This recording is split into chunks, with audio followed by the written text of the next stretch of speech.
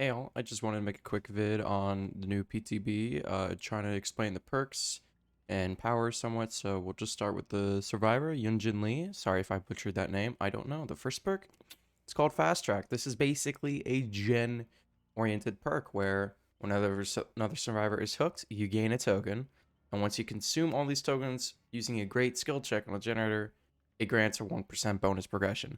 I can see this being used on Stakeout, with a tap, and I feel like this will really help getting gens done fast. Um, it will be probably a meta perk where a lot of people use it, causing it to be even stronger. I'm not sure quite yet. The second one is Smash It. When your rival makes a mistake, you seize the opportunity, and after stunning the killer with the pallet, break into a sprint at 150% your normal running speed. So essentially, you stun the killer, you sprint burst out of there basically.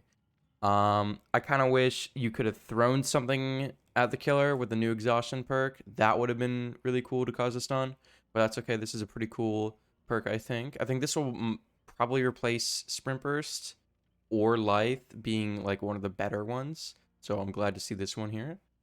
Then we got Self-Preservation, which is a more selfish perk, where when the survivor who is within 12 meters of you gets hit by a basic attack, your scratch marks are hidden. So it's basically Dance with Me or Poised, but like more empathy style when someone in the vicinity gets hit. So I'm not the biggest fan of that one, but I do like the new Survivor. She looks pretty dope. Anyway, let's go to the killer. If I can find him. I think he looks really dope, to be honest. He looks absolutely bonkers. So, Jiwoon Hak, I think that's how you pronounce it. His first perk is Starstruck, where it activates when you're carrying Survivor, and all survivors in your territories are exposed to status effects. So this can be this is essentially another carrying build, and it's a good counter to people who want to try and break out survivors. I think this will be used quite a bit, and it's a really fun perk, I think.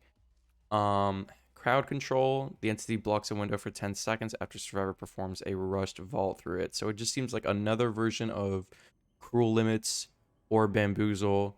I'm not sure if this one's going to be used as much. Um, I think it'll have to be used with a couple of the similar perks rather than just on its own, but I'm not sure. The last one is No Way Out, where when the last generator is repaired, the entity blocks both exit gate switches for 8 seconds for each totem in your possession. Now, I think... Now, what it didn't specify is it dual totem or just all totems? If it's all totems and no one did any totems the entire game, 40 seconds is quite a long time. This could be paired pretty well with Blood Warden, Noed. I can see a lot of killers using this. All right.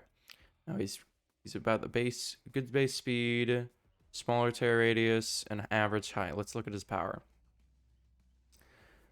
Start the char with 60 blades, press and hold the power button to wind up and enter the throw state. So it seems like it's going to be another type of Huntress, but I know that they don't do one hit, so it kind of reminds me of Legion and or Plague.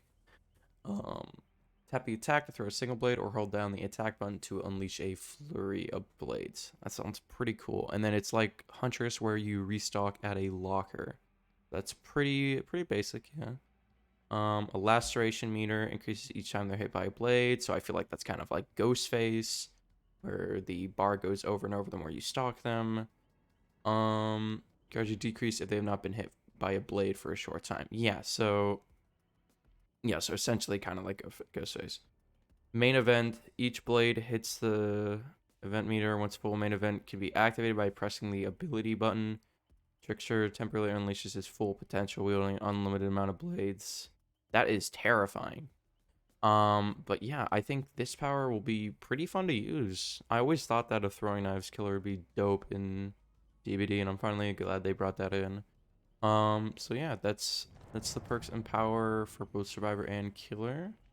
Let me know if there's y'all want to see, like Mori or gameplay. But yeah, thank y'all for watching, and see y'all in the next one. Peace.